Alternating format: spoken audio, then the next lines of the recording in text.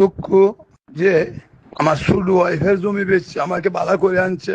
আর ওরা আমার কাছ থেকে আমার যা স্থাপর সম্পত্তি আছিল সব ওরা আমাকে জুড়ে ধরিয়া ওরা লেখা নিয়ে গেছে। লেখা নিয়ে গিয়া আমার ব্যাংকের মাঝে লক্ষ লক্ষ টাকা আছে, এই টাকাও এই ছেলে আত্মসাৎ করছে। করিয়া ঢাকার যে বাড়ি আছে বাড়িতে এরাই থাকে, আমি বাড়িতে থাকতে পারি না। দলিল আমার নামে, এরা বাঘ ঘুরে নিয়ে গেছে। আমাকে কয়েকবার বাড়ি থেকে বার করে দিছে, আমাকে দমায়া মানে মারতে চায়। এই ছেলে আমার চ্যালেঞ্জটাও নিয়ে গেছে। আমি তার লেখাপড়া করেছিলাম, একটা ছেলে লেখাপড়া করায় তার বাবার জন্য, সে সুখ শান্তিতে খাবে।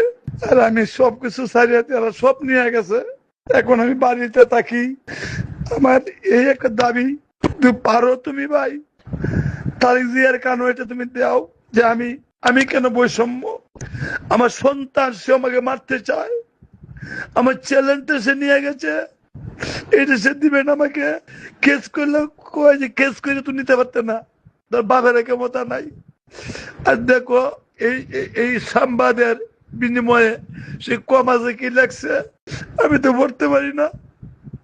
আর যে এই দিক দিয়া যে ছবিটা, আমি অসুস্থ ছিলাম, অসুখের সময় লক্ষ লক্ষ টাকা আইছে, আমার লক্ষ লক্ষ টাকা আইছে, এই টাকা আমাকে দেয় নাই।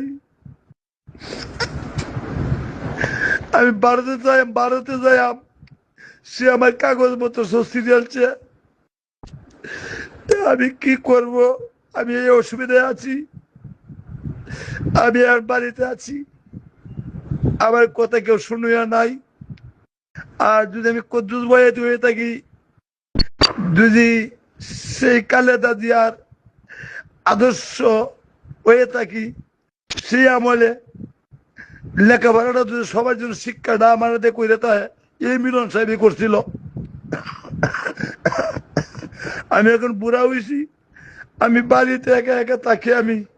আমি একটা বিচার চাই, আমার চ্যালেঞ্জ ফেরত চাই।